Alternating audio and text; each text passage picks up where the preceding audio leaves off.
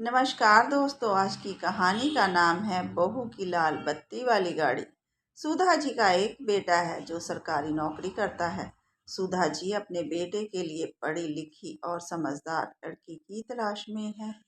उधर सपना ने पॉलिटिक्स की पढ़ाई पूरी कर ली थी। सपना की मम्मी भी सपना के लिए एक अच्छा लड़का देख रही थी। तभी किसी ने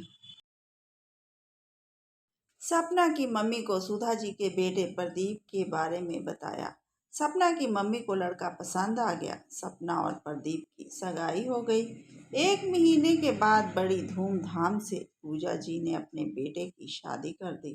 पूजा जी अपनी बहू सपना को बेटे से ज्यादा प्यार करती थी और कहती कि मेरी बहू ने तो पॉलिटिक्स की पढ़ाई की हुई है। लेकिन बेटा प्रदीप कहता कि फिर क्या हुआ, पकाती तो रोटी ही है, जिससे माँ को गुस्सा आता है और वह कहती है कि मेरी बहू ने पॉलिटिक्स की पढ़ाई की है और यह कलेक्टर बनेगी। लेकिन बेटा मुंह बनाकर वहां से चला जाता है। सपना बहुत खुश होती है, अपनी सासू माँ को गले लगाकर बोली कि माँ जी, मैं खुशकिस्मत हूँ जो आप जैसी सास मिली। तभी सासू माँ कहती है कि बेटा, तू आगे पढ़ाई कर और कलेक्टर बन जा। सपना ने कहा कि माँ जी, पढ़ाई करना कोई आसान काम नहीं है, क्योंकि घर का काम भी करना होता है। सास ने कहा कि तू घर के काम की फिक्र मत कर, वह मैं सब खुद देख लूंगी। इसी तरह साल निकल गया। सपना ने एक बहुत ही सुंदर बेटे को जन्म दिया। अब सपना अपने बेटे के काम में व्यस्त हो गई, लेकिन सासू माँ उसे कलेक्टर बनाने के लिए बार बार कह रही थी और प्रदीप कह रहा था कि इसके बस की बात नहीं। अगर कलेक्टर बनना इतना आसान होता तो मैं भी बन जाता। तभी माँ ने कहा कि इसने तो बड़ी मुश्किल से इतनी पढ़ाई की है कि सरकारी स्कूल में टीचर लग सके। यह कलेक्टर की पढ़ाई कैसे कर सकता था।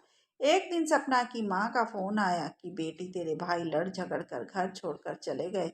अब मैं अकेली रह गई और मेरा दिल भी नहीं। तभी सपना ने अपनी सास के साथ सलाह की और आप घर का काम संभाल लेना और बेटे को मैं अपनी माँ के पास छोड़ आती हूँ। वह इसे पाल लेंगे और उनका अकेलापन भी दूर हो जाएगा। तो सासू माँ ने कहा कि ठीक है और सपना अपने बेटे को अपनी माँ के पास छोड़ आती है। सासू माँ घर संभालती है और सपना दिन भर पढ़ाई करती रहती है। रात को देर रात तक कमरे की लाइट जलती तो प्रदीप सपना से गुस्सा होकर बोलना कि मुझे नींद आ रही है, तुम लाइट बंद कर दो। तो सपना कहती है आप दूसरे कमरे में जाकर सो जाइए, मुझे तो पढ़ाई करनी है। और प्रदीप उठकर गुस्से में दूसरे कमरे में जाकर सो जाता है। एक दिन सपना की सास कपड़े धोकर सुखा रही थी। तभी पड़ोसन ने आकर कहा कि बहन जी, सारा काम तो आप करती हो, बहू तो कोई काम ही नहीं करती, सारा दिन किताबें लेकर बैठी रहती है। तभी सपना की सास ने कहा कि मेरी बहू कलेक्टर के पेपर देगी, इसलिए पढ़ती है। तू अपने घर का सारा काम करती है और तेरी बहू सारा दिन मोबाइल पर लगी रहती है। इतना सुनते ही पड़ोसन वहां से भाग गई, क्योंकि वो जो सुनना चाहती थी वो तो उसे सुनने को मिला नहीं। उसने सोचा कि यह अपने बहू की चुगली करेगी। दूसरे दिन सपना शाम के टाइम बाहर टहल रही थी। तभी पड़ोसन ने कहा कि भाई, तेरी तो बड़ी ऐश, बेटा तो माँ के पास छोड़ दिया और सास सारा दिन घर का काम करती है। इतना सुनते ही सब जल्दी से तैयार हुई और बोली कि माँ जी, मैं अपने बेटे को लेने जा रही हूँ। सास ने कहा कि अभी परसों ही तू अपने बेटे को मिलकर आई थी। तभी सपना ने अपनी सासू माँ को पड़ोसन की सारी बात बताई। सासू माँ ने कहा कि कोई नहीं चाहता कि तू कलेक्टर बने, लेकिन मैं चाहती हूँ कि तू कलेक्टर बने। अब सपना ने सोचा कि जो मुझे इतना प्यार करती है, मैं उसका सपना जरूर पूरा करूंगी।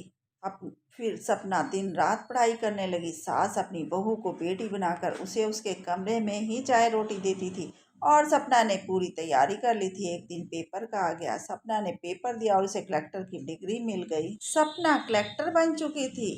उसे लाल बत्ती वाली गाड़ी मिल चुकी थी। सपना का पति प्रदीप बहुत खुश था, लेकिन सपना ने कहा कि यह मेरी सास की मेहनत का फल है।